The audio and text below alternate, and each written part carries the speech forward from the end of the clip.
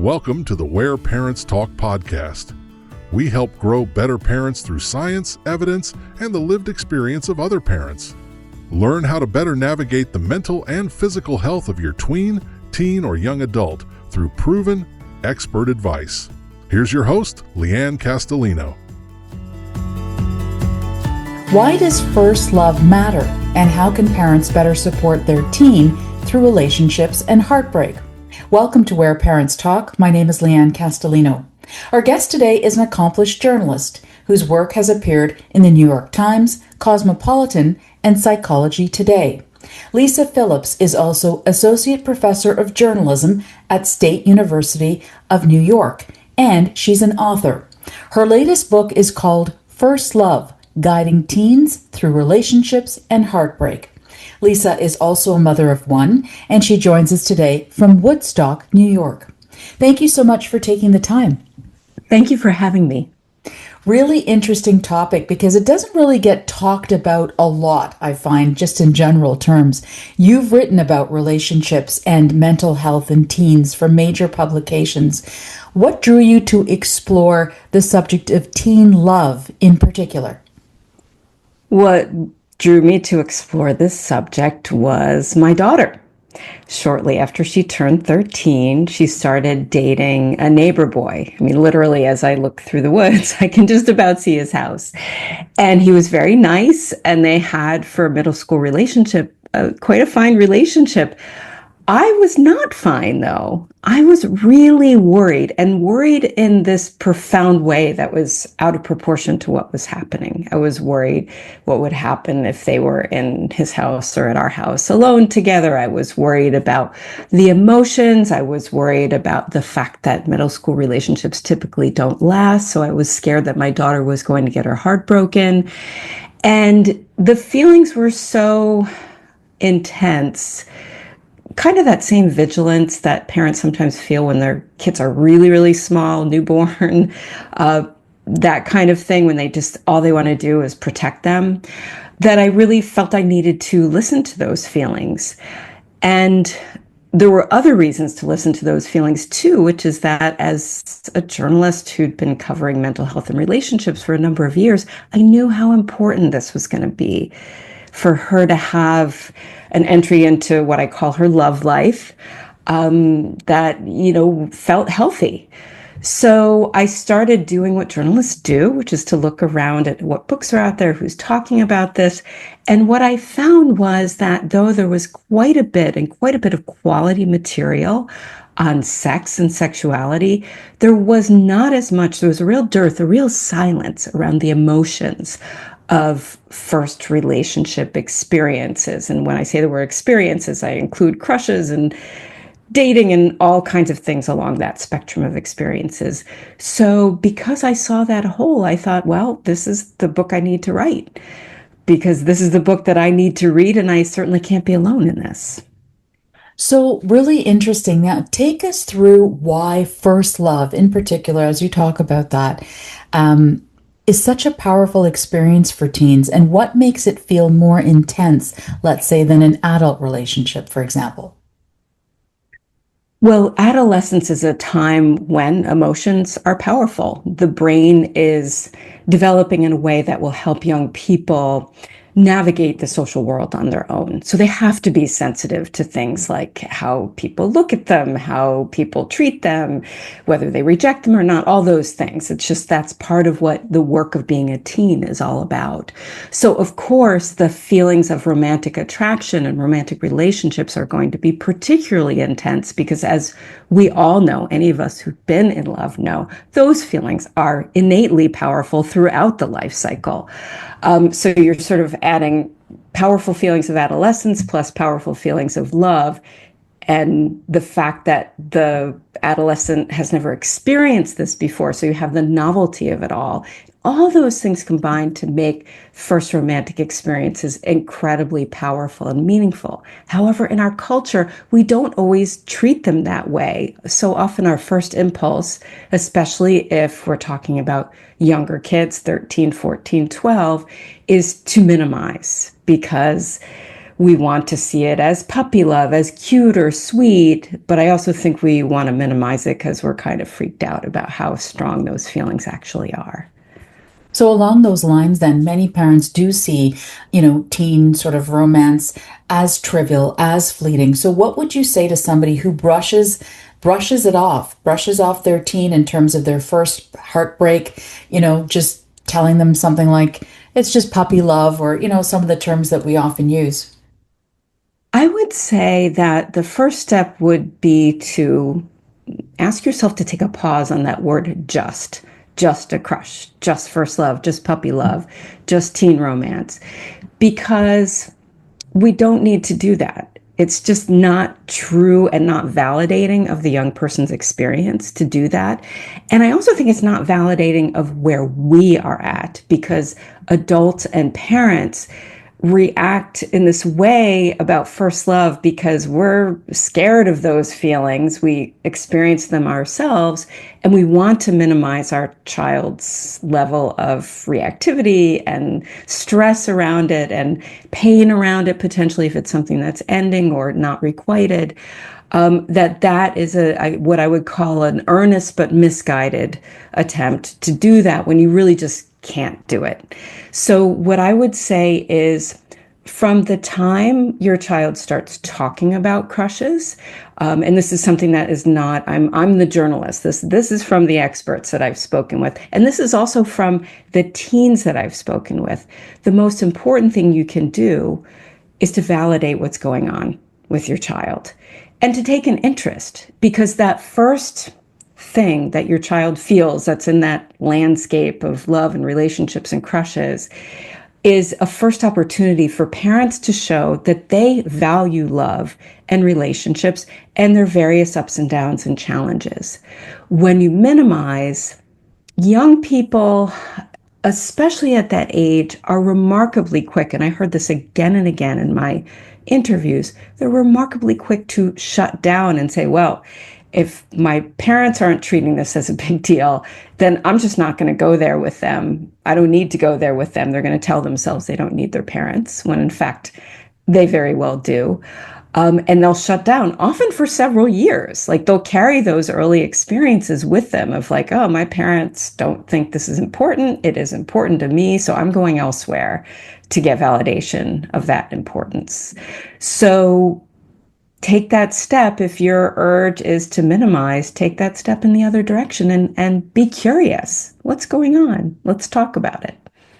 So where were you on that spectrum, Lisa, as a mom yourself, who's watching this, unfolding before your eyes and is, moved to want to learn more? Where were you with your daughter in terms of that very question?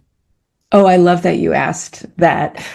I don't get asked that a lot. Of course, I was super curious. I would have asked her all the questions in my mind every day for hours if I would have let myself. I had to actually be careful in the other direction, which is that I was worried that, especially because I have a daughter, that if I placed too much emphasis on every little in and out, that she would feel over-identified with the person she was in relationships with. And she's straight, so I think that's particularly important. She says even now, she's 21 now, and she says, like, Mom, everybody in your family, all they want to do is talk about my boyfriend.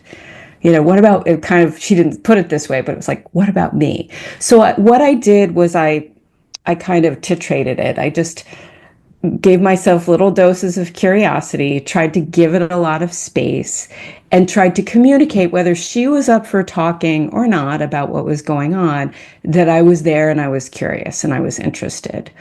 And that was my way of treating it, along with doing things like talking about situations that weren't directly hers. If something came up on TV, we listened to certain podcasts together, that I would use those as portals into, okay, where's your mind at around relationships and sexuality and all of those things?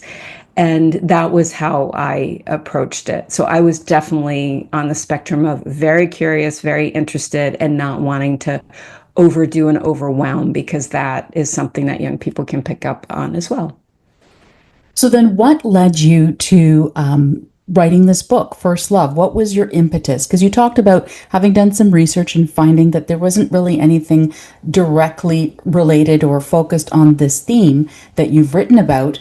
So what was the impetus and catalyst for you? And also then, what was your approach in writing this book? I think that when I began to look at the research early on, I came across a statistic by a wonderful organization called Making Caring Common. And it happened to be run by a man that I had done some work for years ago. His name is Richard Weisbord. He's brilliant. I call him my rabbi in these matters because I've been asking him basically my daughter's whole life questions about parenting, and he's so wise on those issues. But to circle around to this outcome from Making Caring Commons research, more than 70% of young people between the ages of 18 and 25 wish they had gotten more information from their parents about romantic relationships. And so this was the confirmation that this wasn't just about me and my worries. This was something that young people actually crave. And when they're actually teens, like 15, 16, they may not be in a place to be like, hey, I really want all this information from my parents. In fact, they may act the opposite, as if they don't care, they don't want to hear from you. But to find ways in, regardless, which is a big part of what my book is about, those communication strategies of finding ways to make connections and talk about this subject, you have to keep telling yourself those little touches where you're asking questions and expressing curiosity are so worth it. Because if you don't do it, if you don't try to engage, later on, they'll feel this hole of like, hey, I really wanted more guidance with this stuff. It's never too late, of course, but just the fact that young people look back on their teen lives and miss it if they don't get the information made me feel like, okay, what I can do with this book is give parents resources and scenarios from across the spectrum of relationship experiences where they are hearing from experts, from parents, and from teens themselves about what is going to, where parents can be supportive, where they can be allies to their young people as they go through this journey of working through the various problems and challenges of romantic relationships. So take us through that journey a little bit, Lisa, in terms of having that vantage point, which you bring, by the way, that multi-layered perspective of being a parent, a journalist, a professor. So you're looking at it through all those lenses. Plus, you've got sort of market research, let's call it, in your own home with your daughter. And, what did you learn through the research that maybe gave you pause? What did I learn that gave me pause? That's a really good question. I think one thing that gave me pause was that at certain points, it is very effective for parents to reveal things about their past romantic experiences. At other points, it is absolutely not. So I'll try to make that difference for you and for your listeners clear.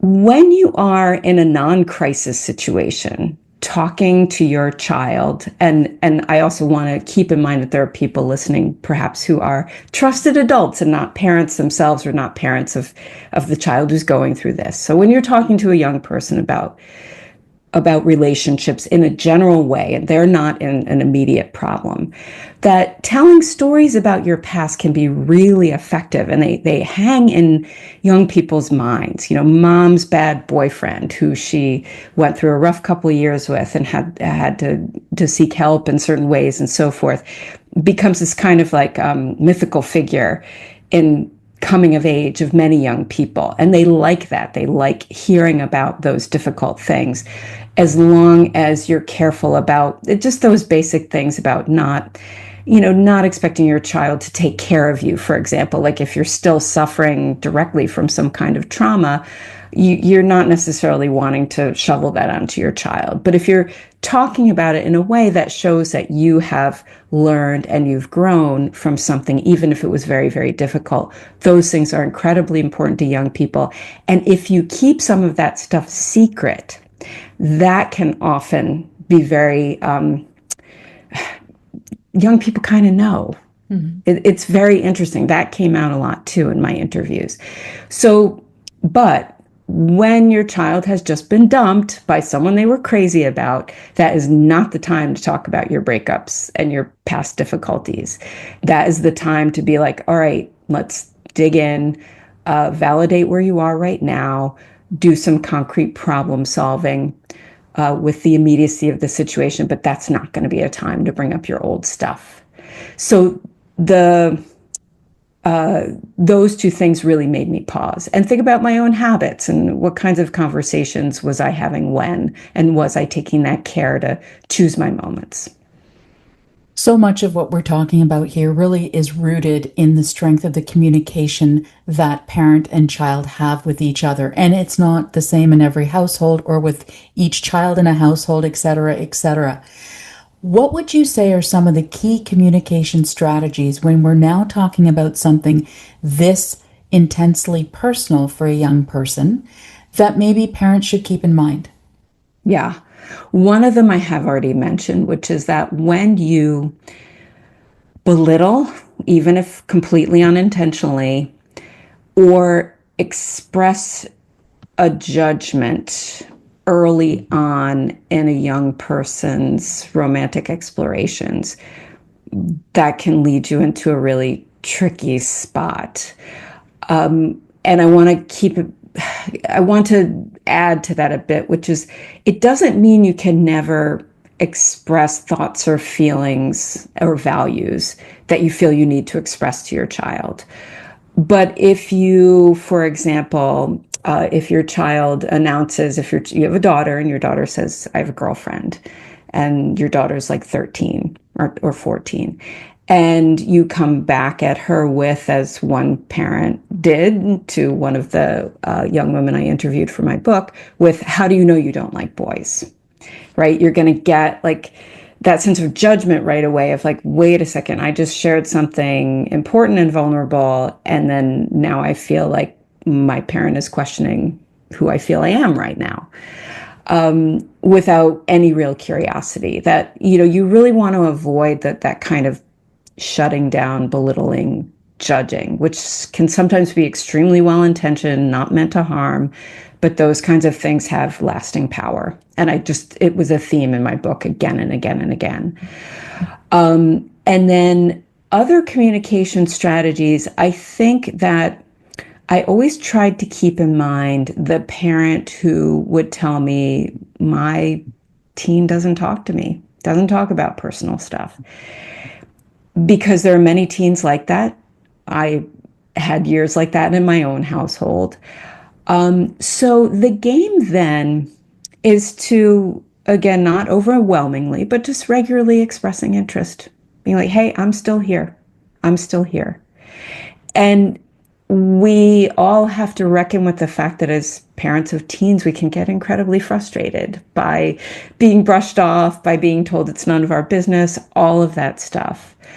But I think to continue to try to explore external material, again, like books and movies together, to philosophize about romantic situations in a way that can sometimes get young people going, like if there's some kind of a scenario in their school.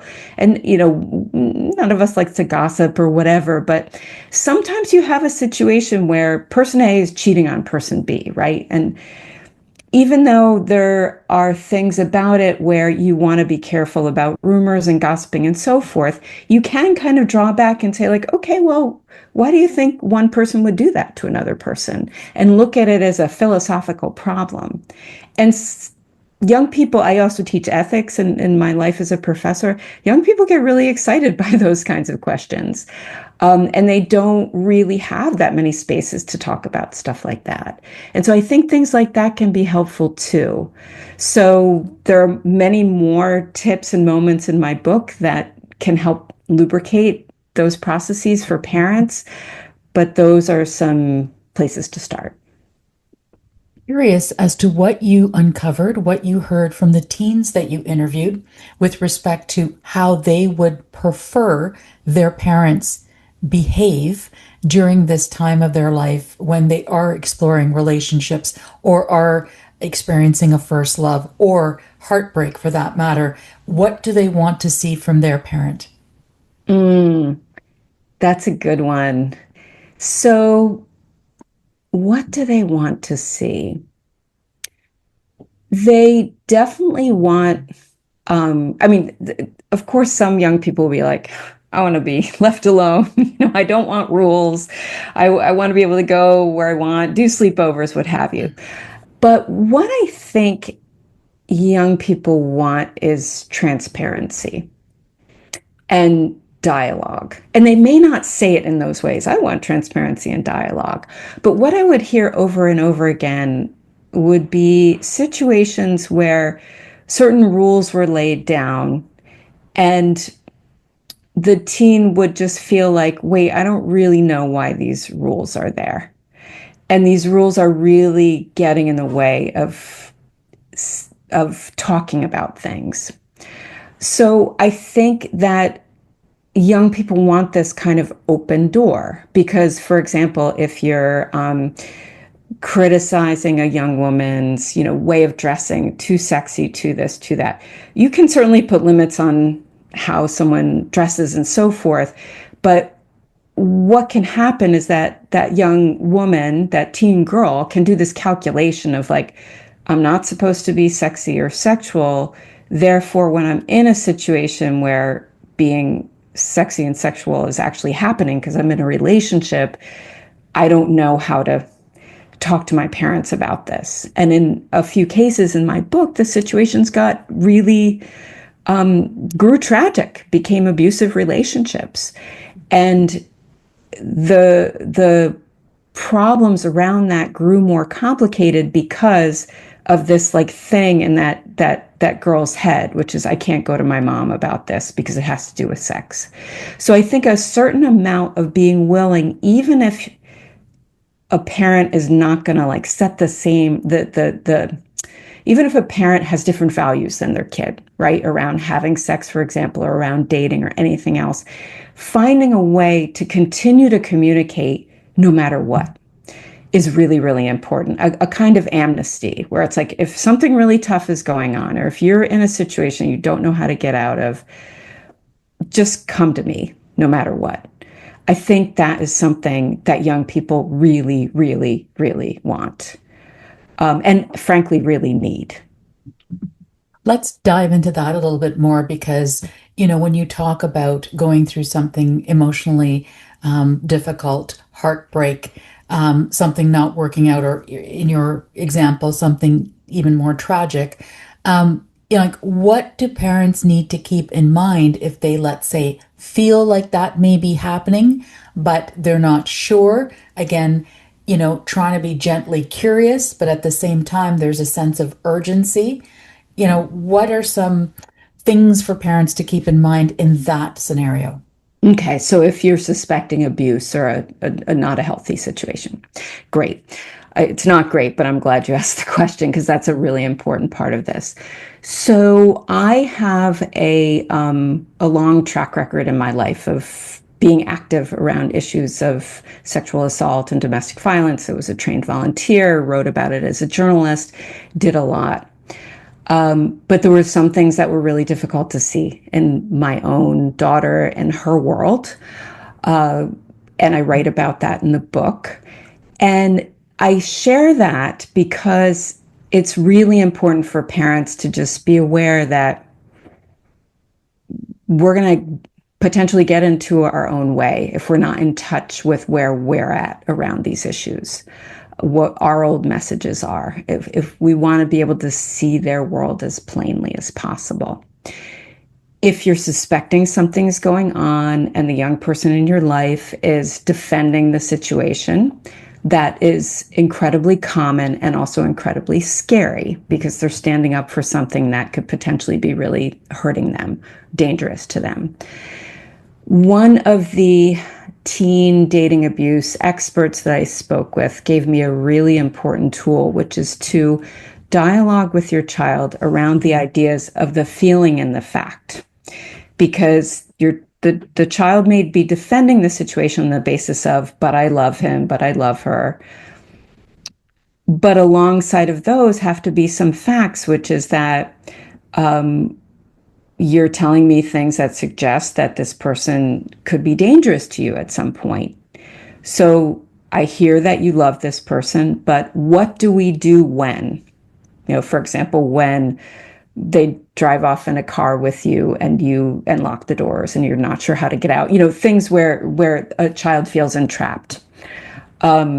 Where you want to set a new passcode on your phone and the other person isn't letting you, things like that.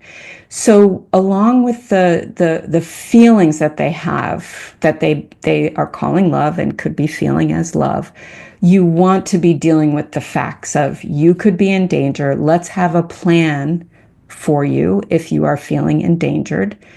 And let's continue to collect data. Meaning, what really are you doing when someone needs to have the passcode to your phone and your Instagram password and all these other really personal things that you're not supposed to share with anyone?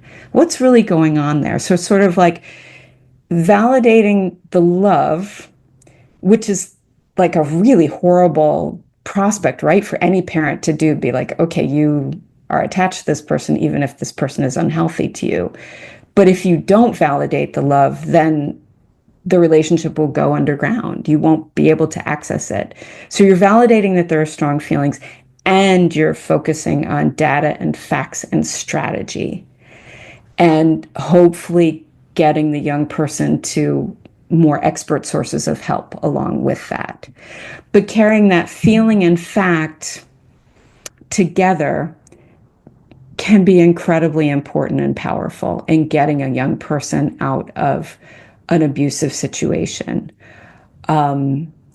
This is only a small tip for a big, big problem. There's a lot more in the book about this situation that I hope no one here is going through, but odds are it's happening to 1 out of every 3 teens. Odds are someone out there listening, many people out there listening, will say, okay, yeah, I need to go deeper into this. You talk about social media, and I wonder how much does that whole world, along with texting and the digital culture, how does that impact, how kids are experiencing love and heartbreak today? Oh man, it's everything, right? I always think about when I was a teen and had a crush in math class, right? John C. in my math class in 7th grade, remember him well. I would go home and there'd be one phone in the household, and there was limited access. If somebody tried to call me, like a boy tried to call me, right, the whole household would know I'd only have a few minutes on the phone because someone else needed the phone, that kind of thing. And now everybody's got this device where possibilities are endless. Possibilities for checking for signs of interest, checking for signs that the person is interested in somebody else, checking to see if they liked your post or your story or your reel or your TikTok, all those things. So the feelings are endless, and the sense of like always needing information from someone is endless. And this is actually very burdensome for young people. They would say all the time, my experience with someone over text is completely different from my experience with someone, in person. What do I do about that? If I'm off to college, how do I tell my long distance boyfriend that I just don't want to be watching movies with him every night instead of going out with my friends and absorbing college life? So it's like constantly posing challenges for young people. We tend to talk about young people as like, oh, they're so addicted, they can't live without their phones. They did not ask for this. And all those addictive qualities, which were engineered and developed by multinational corporations that are worth billions, feed right into the innate addictiveness and obsessiveness of love. So it's really, really rough, right? It's rough and it's endless. So that is something that basically parents can never forget. That their child is sort of never able to gain distance from whatever romantic challenge they're going through, like any other social challenge. And that is an incredibly difficult way to go through things. Lisa, what would you want readers of First Love to take away from your book? I would want them to take away something that doesn't quite fit into an interview or conversation, which is the abundance of testimonials from parents and from teens about their lived experiences around these things. I didn't want this to just be like a book of facts and research. I wanted people to really feel the specific experiences that young people go through, the ways they get stuck, the ways they're in pain, and the ways that they're in joy around these things too. So I think that I want people to turn to the book for information and advice and research, but also for that sense of like, I'm not alone in this. This is important. Here's a whole world of other people who have gone through this, worked out problems, faced difficult challenges, and gotten to a place where they felt they had wisdom to share with the journalist. So much insight shared, Lisa. Thank you so much for your time. Lisa Phillips, Associate Professor of Journalism at the State University of New York, author of First Love, Guiding Teens Through Relationships and Heartbreak. We really appreciate your time and your perspective. Thank you so much for having me. To learn more about today's podcast guest and topic, as well as other parenting themes, visit whereparentstalk.com.